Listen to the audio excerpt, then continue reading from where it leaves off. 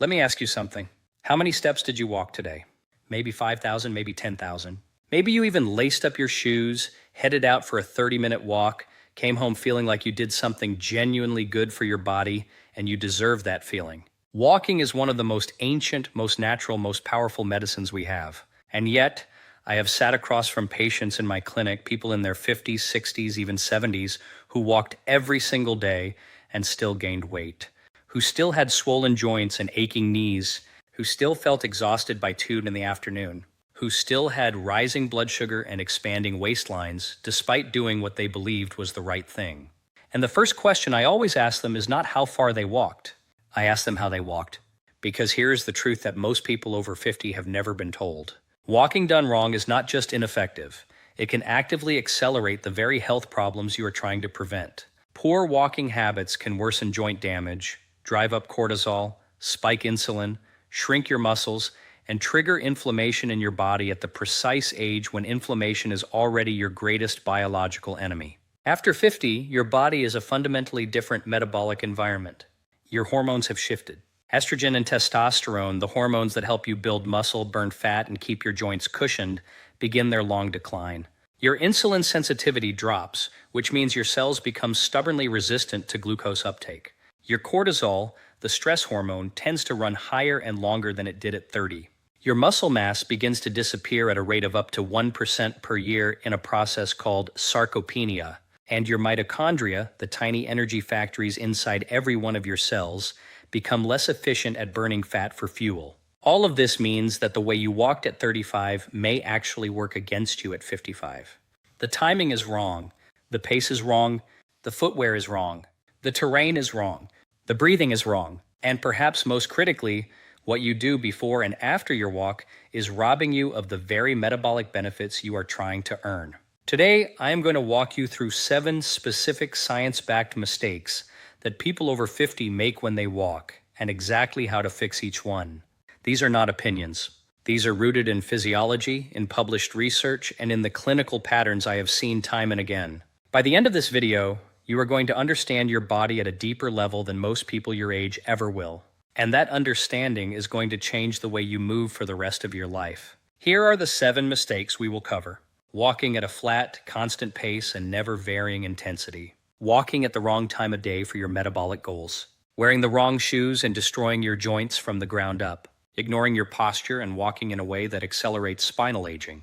Walking too much without recovery and pushing cortisol into dangerous territory. Skipping protein around your walks and accelerating muscle loss. And walking in complete silence, missing the single most powerful tool that can multiply your results. Let us begin. The first mistake is walking at a flat, steady, constant pace and doing it every single day as if that is somehow the gold standard of fitness after 50. I see this everywhere. Someone sets their treadmill to 3 mph, plugs in their earbuds, and walks at exactly the same speed for exactly 30 minutes, Monday through Friday. It feels disciplined, it feels consistent, and biologically, it is almost completely ineffective for fat loss, cardiovascular improvement, or metabolic health after the age of 50. Here is what is really going on inside your body when you walk at a single, comfortable, unchanging pace. Within the first few minutes, your body makes a very calculated decision. It reaches for the easiest available fuel source, which for most people after 50 is glycogen, the stored sugar in your muscles and liver. As long as your intensity stays low and constant, your body stays in this comfortable sugar-burning zone. It never needs to dip into your fat reserves. It never triggers the hormonal cascade that produces real metabolic change. You finish your walk, feel like you accomplished something, and then wonder why the number on the scale refuses to move. What the research shows is that varying your walking intensity even modestly changes everything. A landmark study published in the Annals of Internal Medicine in late 2025, tracking step patterns in tens of thousands of adults, found that how you accumulate your activity matters as much as how much you accumulate. In other words, one focused walk with intensity variation outperformed scattered casual movement throughout the day in terms of cardiovascular outcomes. Let me explain this with a simple analogy. Think of your metabolism as a furnace. If you keep the temperature low and constant, the furnace burns just enough wood to maintain warmth, but never burns through your stored reserves. The moment you turn up the heat even briefly, The furnace goes into overdrive and begins burning through everything it has. That is what interval-style walking does. It briefly turns up your metabolic furnace and your body keeps burning at an elevated rate even after you stop. The protocol I recommend for people over 50 is what I call structured walking intervals. Every 5 minutes, increase your pace for 60 to 90 seconds until you feel mildly breathless, not gasping, but challenged. Then return to your comfortable pace. Repeat this 3 to 4 times during a 30-minute walk. You can do this on a flat surface simply by pumping your arms more vigorously and lengthening your stride, or on a route with mild inclines. Research consistently shows that even brief increases to a brisk or fast walking pace are associated with significantly lower all-cause mortality. A 2025 study found that as little as 15 minutes of fast walking daily carries comparable health benefits to 150 minutes of moderate activity per week. Your body responds to challenge. Give it the challenge it needs. Before we go any further, I want to connect with our community. If you are new here, welcome to Bio Bites, a channel where we break down health science into actionable strategies you can actually use. We are building an amazing global community of health-conscious individuals, and we would love for you to join us. Hit that subscribe button right now and click the bell icon so you never miss our evidence-based content. And I am genuinely curious, where in the world are you watching this from? Drop your country or city in the comments below. We have viewers spanning 6 continents, and seeing our international community grow is incredibly inspiring. Your engagement keeps us motivated to research and create content that truly serves you. Now, the second mistake is walking at the wrong time of day for your unique metabolic goals after 50. Most people simply walk when it is convenient, after dinner while it is cool, or first thing in the morning out of habit. But the timing of your walk has a profound and specific effect on your hormones, your blood sugar, your fat-burning capacity, and your cortisol rhythm. And after 50, getting this timing right is not a luxury. It is a biological necessity. Here is what is really going on inside your body. After the age of 50, insulin sensitivity, your cell's ability to respond to insulin and absorb glucose, decreases significantly. This means your blood sugar rises higher after meals and stays elevated longer than it did at a younger age. Every time blood sugar spikes, insulin surges to bring it back down. And chronically high insulin is the single most powerful signal your body receives to store fat, particularly around the abdomen. This is why so many people after 50 develop what I call the metabolic middle fat that accumulates around the organs regardless of caloric intake. Now here is the game-changing science. A 2025 study published in Scientific Reports examined what happened when people walked for just 10 minutes, immediately after eating versus resting or walking 30 minutes later. The results were remarkable. Walking within the first few minutes after a meal dramatically reduced the peak glucose spike compared to every other condition. Your muscles, when activated by walking, act like a glucose sponge. They pull sugar directly out of your bloodstream without needing insulin to do it. This is called non-insulin-mediated glucose uptake, and it is one of the most powerful metabolic tools available to people over 50. Let me give you the practical protocol. After your largest meal of the day, whether that is lunch or dinner, take a gentle 10 to 15 minute walk within 5 to 10 minutes of finishing your food. You do not need to move fast. A comfortable, easy pace is sufficient. This one habit alone can reduce your post-meal blood sugar spike by a meaningful percentage, lower your insulin demand, and over time begin to reverse the insulin resistance that drives belly fat, brain fog, fatigue, and metabolic disease. If your goal is fat burning specifically, your morning walk before breakfast in a fasted state is also extremely valuable. After an overnight fast, your glycogen stores are partially depleted, which means your body reaches for fat as fuel much earlier in your walk. Even a 20 to 30 minute fasted morning walk can enhance your fat oxidation for hours afterward.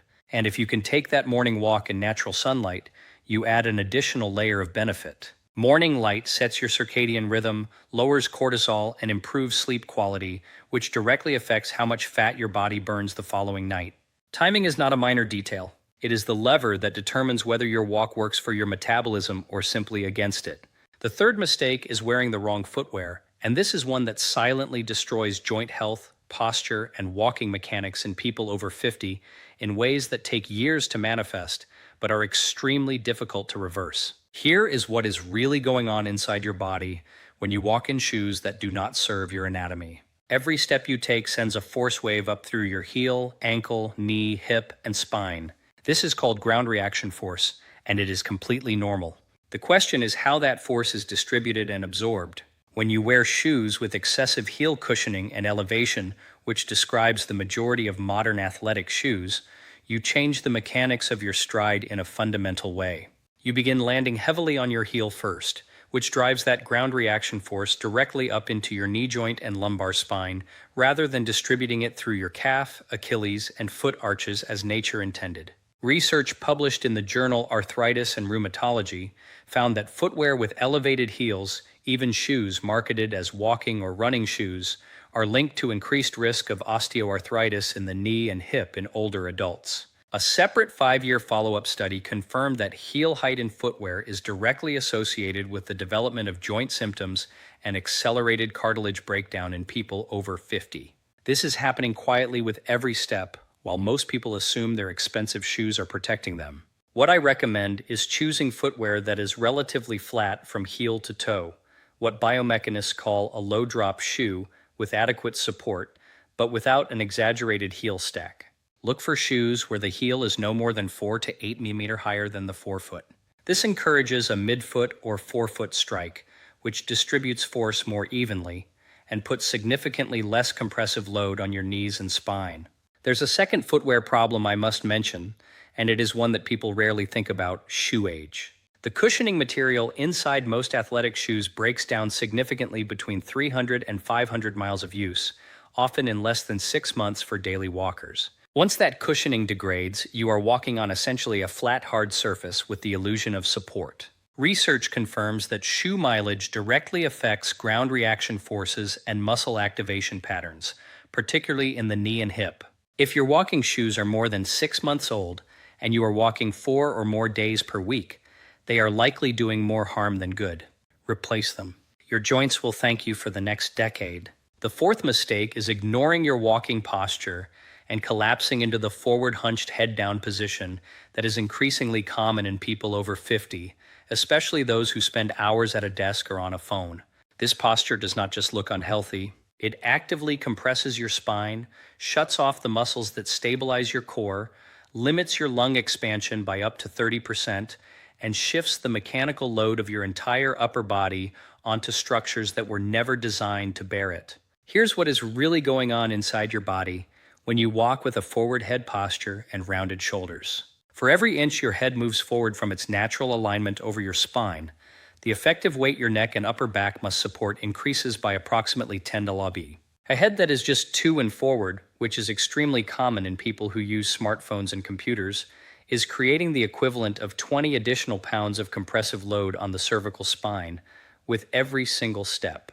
Over thousands of daily steps, year after year, this drives disc degeneration, chronic neck pain, and a progressive rounding of the thoracic spine that becomes increasingly difficult to reverse. But there's a deeper metabolic consequence that most people miss entirely. When you walk hunched forward, your diaphragm is compressed and your breathing becomes shallow and rapid. Shallow breathing triggers the sympathetic nervous system, your fight or flight response, which keeps cortisol elevated throughout your walk. This completely undermines one of walking's greatest physiological gifts, its ability to shift you into a parasympathetic rest and restore state that lowers cortisol, reduces inflammation, and promotes the hormonal environment needed for fat burning. The correction is simple, but requires conscious practice. Before you begin your walk, stand tall and imagine a string attached to the crown of your head gently pulling you upward. Roll your shoulders back and down, not forced, just open. Keep your chin parallel to the ground. Engage your core lightly as if bracing for a gentle tap to your stomach. Swing your arms naturally from the shoulder, not the elbow. This posture opens your chest, allows full diaphragmatic breathing, and activates your glutes and hamstrings properly, rather than letting your hip flexors and lower back bear all the work. Proper walking posture is not vanity. It is the difference between walking that heals your body and walking that slowly breaks it down. The fifth mistake is walking too much, too often, without adequate recovery, and believing that more is always better. This is one of the most counterintuitive truths in exercise physiology, and it is one that catches people over 50 by surprise because it contradicts the cultural message that discipline equals daily, relentless effort. Here is what is really going on inside your body. When you exercise, including walking, your body perceives it as a controlled, beneficial stress. The adaptation to that stress is what creates the health benefit. Stronger muscles, better cardiovascular efficiency, improved insulin sensitivity. But here's the critical piece. The adaptation happens during rest, not during the walk itself. If you walk at a challenging pace every single day without allowing your body adequate recovery time, you keep cortisol chronically elevated, and chronically elevated cortisol, particularly after 50, when your stress response system is already less efficient, becomes deeply destructive. Research consistently shows that dysregulation of cortisol in older adults is directly linked to sarcopenia, the accelerated loss of muscle mass and strength. Elevated cortisol is catabolic. It breaks down muscle tissue for fuel. This means that if you are walking aggressively every day without recovery days, you may literally be destroying the muscle you are trying to preserve. Studies have documented measurable reductions in morning cortisol levels in older women who walked 3 times per week for 50 minutes compared to those walking daily without rest. The modest routine produced better hormonal outcomes than the more aggressive one. For people over 50, I recommend a walking schedule of 4 to 5 days per week with deliberate rest or gentle recovery activity, stretching, yoga, or slow walking on the remaining days. On your active walking days, vary the intensity as I described earlier. On your recovery days, protect your cortisol by engaging in genuinely restorative activities. Time in nature, meditation, deep breathing, or light mobility work. The goal is to create a hormonal environment that supports muscle building, fat burning, and cellular repair, not one that perpetually keeps your body in a stress state. More is not always more. Sometimes strategic rest is the most powerful training tool available to you. Before we continue, I want to pause and say something important. If this content is resonating with you, if you are learning something here that no one has ever explained to you in this way before, please share this video with someone you care about. Someone over 50 who walks every day and cannot understand why their health is not improving. That share might change their trajectory. And for our community here, thank you. The comments, the questions, the international engagement, it reminds me every single day why this work matters. Now, the sixth mistake is ignoring nutrition around your walk specifically, failing to consume adequate protein, and unknowingly accelerating the muscle loss that is the root cause of metabolic decline after 50. Here is what is really going on inside your body. Every time you walk, you create microscopic damage in your muscle fibers. This is normal and necessary. The repair and rebuilding of those fibers using amino acids from dietary protein is what makes your muscles stronger, denser, and more metabolically active over time. But if you walk and then skip protein, or rely on a small salad or piece of toast as your post-walk meal, you have given your body the stimulus to rebuild without providing the raw materials to do it. Your body, being highly resourceful, will simply break down muscle tissue from elsewhere in your body to complete the repair. You end up in a net negative protein balance. Over months and years, this is how people lose muscle mass despite staying active. After 50, this problem is compounded by a phenomenon called anabolic resistance. Your muscles become less sensitive to the muscle-building signal of protein. This means that older adults need more dietary protein than younger people to achieve the same muscle-building response. Research consistently supports a target of approximately 1.2 to 1.6 g of protein per kilogram of body weight per day for adults over 50 who are physically active. For a 150 lb adult, that is roughly 80 to 110 g of protein daily, significantly more than the outdated recommended daily allowance that most people still follow. The practical protocol is this. Within 30 to 60 minutes after your walk, consume a protein-rich meal or snack containing at least 25 to 30 g of protein. This could be 2 to 3 eggs with avocado, a serving of wild-caught salmon, Greek yogurt with nuts, or a quality protein shake if whole food is not available. This post-walk protein window is when your muscle fibers are most receptive to amino acids, and hitting it consistently will meaningfully slow the sarcopenia that accelerates aging after 50. Do not let your walks go to waste by ignoring what you eat around them. Protein is not optional. It is the building block your body needs to turn every walk into a deposit in your long-term health account.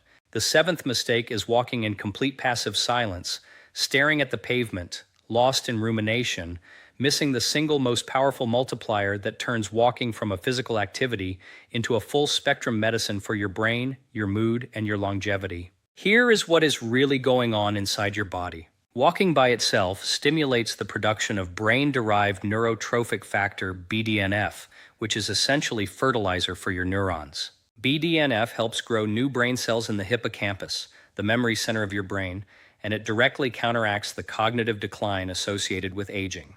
Research has shown that slower walking speed in adults over 50 is independently associated with a greater risk of developing dementia, not just because slow walking reflects declining physical health, but because the neurological systems that control gait and the systems that control cognition are deeply intertwined. But here is what amplifies this effect dramatically. Walking in nature or with deliberate sensory engagement shifts your brain into a state that dramatically accelerates BDNF production, reduces cortisol, and activates the parasympathetic nervous system. Studies measuring cortisol and dopamine levels in adults who took forest walks versus urban walks found measurable decreases in cortisol alongside increases in dopamine in the forest walking group.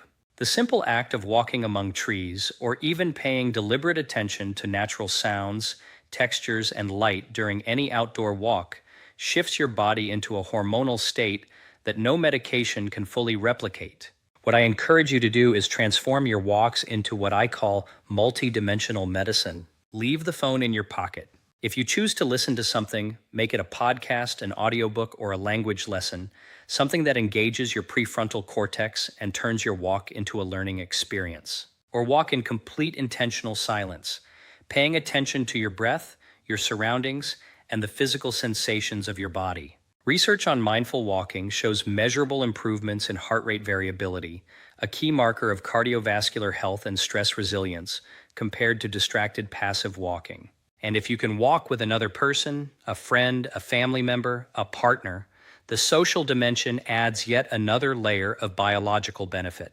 Social engagement during walking has been shown to reduce inflammatory markers and improve mood hormones simultaneously. Walking is the original social medicine. Use it that way. Let me bring this all together for you because these 7 mistakes are not random.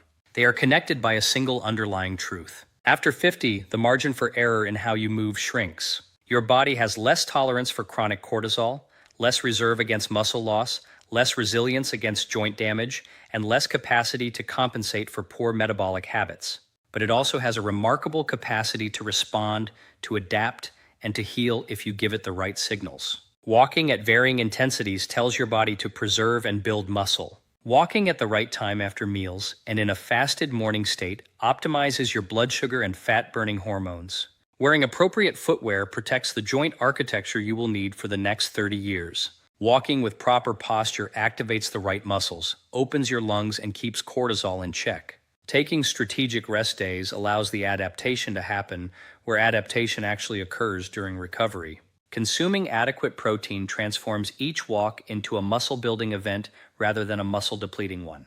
And walking with presence in nature, in silence, in connection, transforms a physical act into a neurological and hormonal therapy that no pill can replicate. These are not complicated changes. None of them require a gym membership or expensive equipment. They require knowledge, intention, and the willingness to apply what you now understand about your own biology. I want to give you a direct challenge. Choose just one of these 7 corrections and apply it starting tomorrow. Just one. Track how your energy, your joint comfort, your blood sugar, or your mood responds over the next 7 days. I am confident you will feel a difference. And once you feel it, you will want more. Walking is not just exercise. Done correctly, at the right time, with the right habits surrounding it, it is one of the most potent anti-aging interventions available to any human being on this planet. It costs nothing. It requires no prescription. And it begins the moment you choose to take it seriously. If this video added genuine value to your understanding of your health, if it shifted the way you think about the walk you take every day, I would truly appreciate it if you like this video and subscribe to join thousands of others who are optimizing their health naturally. Leave a comment below and tell me which of these 7 mistakes you recognize in yourself and which one you are going to fix first. I read every single comment and your story matters. Thank you for being here. Walk well, live long, and I will see you in the next one.